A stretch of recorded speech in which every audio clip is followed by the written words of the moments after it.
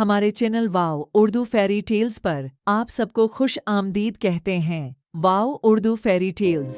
समीरा बखू जब आई थी आते ही छा गई थी। नसीबन बवा ने सारे मोहल्ले की बड़ी की कौरसी संभाली और सोमीरा बहू ने बखू होने की। समीरा सबकी बखू थी, ऊपर से सुघड़ सयानी, इतनी के हर कोई मुशवारा लेने आता। बखू का मियाँ शहर कमाने निकला, नाकामी का मुंह देखना पड़ा। फिर मोहल्ले में ही फरूट की रेढ़ी लगाई। समीरा बखू के सलीके के सबब घर की गाड़ी चलने लगी। हर दिल अजीज समीरा बखू आज नसरत बेगम के यहाँ थी। नसरत का इकलौता बेटा शहरयार कल ही लड़की भगा कर लाया था। जाहिर है कि घर से भागी लड़की अच्छी तो नहीं थी जो जश्न मनाए जाते। न हमदर्दी रखने वालों की कमी थी, न मुना में बड़बड़ाने वालों की। नसरत बेगम जल्द इससे छुटकारा चाहती थीं। इस लड़की से उनकी नस्ल बढ़े, ये उन्हें किसी सूरत कबूल नहीं था।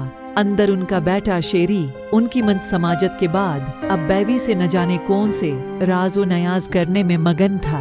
वो लड़की जिसका वापस जाना न शेरी को मंजूर था, न ये भयानक कदम उठाने वाली को। दूसरी तरफ नसरत बेगम थी जिन्हें वो किसी भी तरह कबूल न थी। तरीका कोई भी हो, उसे इस घर में नहीं रखना था। सुघड़ सयानी समीरा बखू ने घर में कदम रखा तो नसरत बेगम को बड़ी आस मिली। एक वो ही तो थी जो दिल का बोझ हल्का करती। वो उठकर पहले तो गले लगकर खूब रोई। बर्बाद कर दिया शेरी ने, हाय वाय कलीजे। पर हाथ पड़ने रोने धोने का सिलसिला थमा तो नसरत बेगम ने समीरा बखू की तरफ देखा।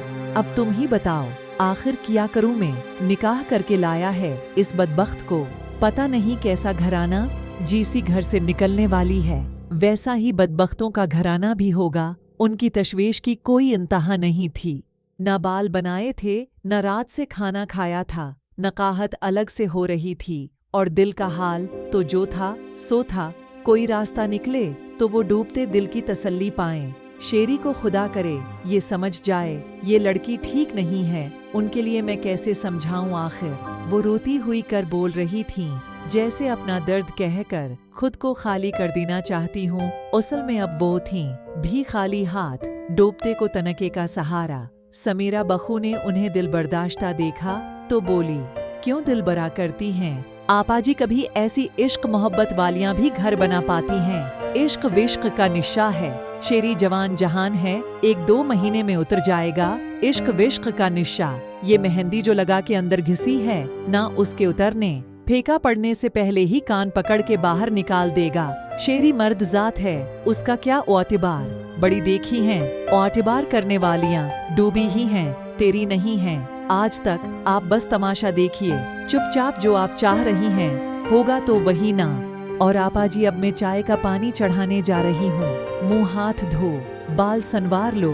रोएं आपके दुश्मन बड़ी बहनों की तरह हैं हमारी। दरमियान में भी मदद की जरूरत पेश आए तो 100 बार हाजिर हूँ। एक आवाज देकर देखें, मैं फौरन आ जाऊंगी। जरा दिल उदास हो तो हमारे घर चली आएं। मिल बैठ के दिल का सारा गुबार निकाल लिया करेंगे। समीरा बखू ने दोपटा अच्छी तरह लपेटा और किचन में घुस गईं। नसरत बेगम ने बाल संवारे, मुंह हाथ धोकर खुद को परसुकून महसूस किया और कुछ सोचते हुए गर्म चाय लबों से लगा ली। समीरा बखू सच्ची थी, हिकमत अमली और सब्र से काम लेना होगा वरना कुछ नहीं बचता। न उनके घराने की नामूस और न वो खुद। एक इकलौता बेटा था, सोच समझ कर ही चलना होगा। क्या हुआ जो ये आई है? चले ही जाना है उसने, मैं क्यों दिल बोरा करूं? समीरा की बातों में दम था, उनकी जान में जान आई थी। कभी माँ से भी बेटे जदा होते हैं। गर्म चाय के कप को लबों से लगाए, साथ एक बस्कट भी उन्होंने उठा लिया। फिर मजीद बस्कट ले लिए। भूख और नकाहत से बुरा हाल था, अब कुछ तवानाई बहाल हुई थी। समीरा बखू ने किचन समेट दिया और पास आकर कहने लगी, जरा इस कमीनी की भी खबर लेकर आती हूँ। पता तो चले भाग के आई, कहाँ से है, किस खानदान की है। समीरा बखू से ही मालूमात मिल सकती थी, वो ही उसे समझकर इन्हें उसकी कमजोरियां बता सकती थी। हाँ, तुम जरूर जाओ अंदर, बल्कि जाकर बैठो उसके पास, में जरा आराम कर लूं। बहुत थकन हो रही है। पता नहीं मेरी दवाइयाँ कहाँ हैं, बीपी हाई हो रहा है। अभी तो यहीं थीं। उन्होंने इधर उधर हाथ मारना शुरू कर दिए थे।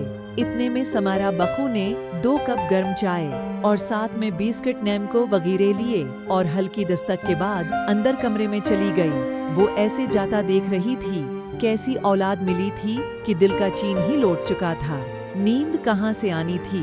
खिड़की पार मगरिब के बाद का वक्त दिखाई दिया था। परेशानी में रात दिन का भी होश नहीं रहा था, तो सूरज की खबर कैसे रहना थी। अंदर कमरे के अवदास माहौल में मेहंदी की खुशबू रची बसी थी। औस ने एक बहुत ही हल्के से काम वाला सूट पहन रखा था। गहरी लंबी आंखें देली पतली बैस एकैस के दरमियान लगती तो भोली भाली थी, पर अंदर से ऐसी घनी। लानत है तेरी जवानी पर, पता नहीं किसकी बहन और बेटी है। समीरा बखू ने सोचा और कदम अंदर बढ़ा दिए। आ जाइए समीरा पा।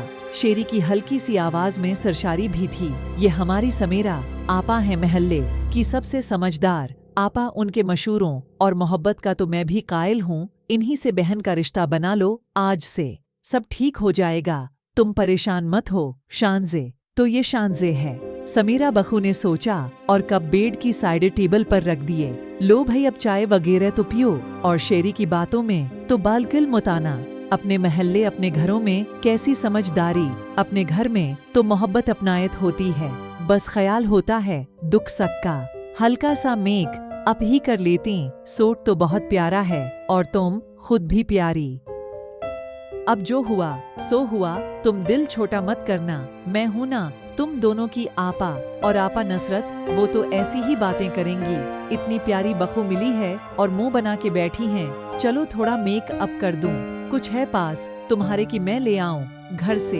इतना दोस्ताना और ऐसी हमायत शानजे को बगैर कुछ कहे पहली बार मिली थी। आप बहुत अच्छी हैं आपा। मैं अच्छी कहाँ हूँ, तुम प्यारी ही इतनी हो। शानजे ने सुख की पहली सांस ली। शेरी तैयार होकर पैजा लेने निकल गया और जाते जाते 1000 का नोट समीरा बखू को थमा दिया। ले आपा जी, ये बच्चों के लिए मिठाई ले लीजिएगा और हमारे लिए दुआ करें सब ठीक हो जाए। शेरी ने शानजे को जरा प्रस्कौन पाया था। समीरा आपा अम्मी को भी समझा ही लेंगी, अब कुछ नहीं हो सकता। मैं शानजे के बगैर रह ही नहीं सकता था और फरीहा से शादी भी कर नहीं सकता। शेरी ने सोचा, फरीहा को दिमाग से निकाल दिया है। शानजे की महक दिल में लिए वो पूरज से गाड़ी निकालने लगा था। वापसी पर समीरा बखू ने नसरत बेगम के कमरे का चुकर फिर से लगाने का इरादा किया। फिर उनके आराम में खलल के ख्याल से चुपके से लौटने लगी थी कि नसरत बेगम ने क्रोट बदली और समीरा को वापस बुला लिया। ऐसे न जाओ बखू, देखो किचन में मटन बिरयानी की पतीली पड़ी है, साथ ले जाओ। और फरीज में कुछ फ्रूट है, वो भी निकाल लो, बच्चे खा लेंगे। मैं सुबह चपाती खाऊंगी। समीरा ने मटन बिरयानी और फल शॉपर में डाले और घर की राह ली। एक नीले नोट के साथ सब्ज नोट भी था जो शानजे ने जबरदस्ती उसकी मुट्ठी में दिया था। जंगें तो इस घर में होनी ही थीं। कभी नसरत बेगम मना पर कपड़ा डाले रोने लगते, कभी शानजे के दिल पर हाथ पड़ता। दोनों को समझाने की जिम्मेदारी समीरा बखू ने ही संभाली थी। दोनों तरफ महाज गर्म खूब था। समीरा बखू की मुट्ठी भी ठीक ठाक गर्म रही थी। ए नास पेटी बढ़िया, कैसे हलक फाड़ के चीखती है। बेटा कब्र में लेके जाएगी, शादी करनी ही थी, कर ली अब क्या चीखम धाड़। तौबा, तो ये ऐसी घनगर्ज तो जवानों की भी ना हुए है। शेरी मोहब्बत करता है, लाड क्यों ना उठाए दिल की महारानी के। शानजे ने तो सारे बलकिस निकाल दिए बढ़िया के। समीरा बखू शानजे में एक से एक नई अमंग जगाती, लड़ाई का जवाब देने के निये गौर सिखाती। शानजे नसरत बेगम की एक एक कमजोरी से वाकिफ हो चुकी थी। समीरा बखू वाकई समझदार है, शानजे सोचती फिर मुस्कुरा देती। इधर नसरत बेगम ने भी हथियारों की कोई कम खीप तैयार नहीं कर रखी थी। वो भी बेटे के सामने वो मकर करने लगी थी कि खुद शेरी को यकीन करना मुश्किल हो जाता कि वे सच्ची हैं कि झूठ कह रही हैं। झूठ मोट के मोटे आंसू भी समीरा बखू ने ही उन्हें बहाना सिखाए थे। शेरी का जीना दूभर हो चुका था। दिल की खुशी दिल का दर्द बन चुकी थी। काम वालियां काम खत्म करने के बजाय मजे ले लेकर बातें बनाते, एक की 5 लगाकर मुकार बोढ़िया और चालाक बखू के किस्से बयान करते। बदनामियों का न खत्म होने वाला सिलसिला चल निकला था। कोई रास्ता बाकी नहीं बचा था। समीरा बहू ने वो जंग छेड़ दी थी कि घर का चीन रुखसत हुए महीनों गुजर गए। माँ को मनाता तो शानजे नाराज और दोनों मिल बैठने का सोचती भी नहीं थी, और फिर समीरा बहू को यकीन कामिल था कि अब वो दोनों एक भी नहीं हो सकती थीं। इसके बच्चे महंगा फरोट खूब डट कर खाते थे, फ्रोजन फूड्स के जायके से अलग आशना हुए थे। दिन यूं गुजरते ही गए। समीरा बहू अपने माँ के बड़े भाई के यहाँ गई। 6 सालों बाद रब ने लड़का दिया था। समीरा ने भी खोला खर्चा कर लिया और गुजरानवाला रवाना हो गई। वापसी का सफर कुछ दिन तवील हुआ, इतना तवील कि पीछे उसकी काया ही पलट गई। शानजे के यहाँ मिलाद था, उसे भी दावत दी गई। घर की बंदी थी, जल्द ही चली गई। चकन पिलाओ, बिरयानी, कोरमे की देगें, खुशबू हर तरफ दिलों को लिलचा रही थी। नसरत आपा की लाडली, शानजे की बड़ी बिहन, इसका हक सबसे ज्यादा था, पर कौन जानता था कि अब नजरअंदाज होने का मौसम था। पता नहीं कब दोनों मिल बैठें और ये मिशवारों की ममासिलत वाला भेद कोहला। शानजे घर से भागी है कि ब्याही गई, ये तो जाती मसाइल थे उनके, और दरमियान में क्यों कोदी ये समीरा बहू। पल में वो इस इज्जत से महरूम हुई जो सालों से बनी हुई थी। न शानजे ने उसे बैठने का कहा, न नसरत बेगम ने, और किसी बात पर इत्फाक हुआ हो कि न हुआ हो, पर समीरा बहू पर इत्फाक जरूर कर लिया गया था। आज का दिन पूरा दिन जो यहाँ बैठे बैठे गुजर गया था। न कुछ हाथ आया, न चावल का लुकमा मुंह में गया। कहीं से किसी ने चावल का छोटा सा शा पर इसे भी लथमाया। लो भाई समीरा बहू, चलो चलो दरिया समेट लो जल्दी, वरना खराब हो जाएंगी।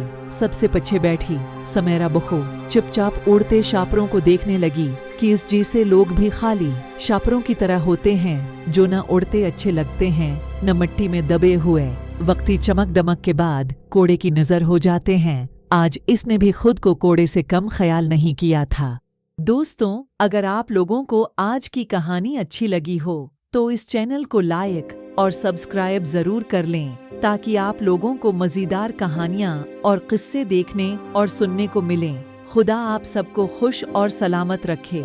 आमीन। अल्लाह निगाहबान।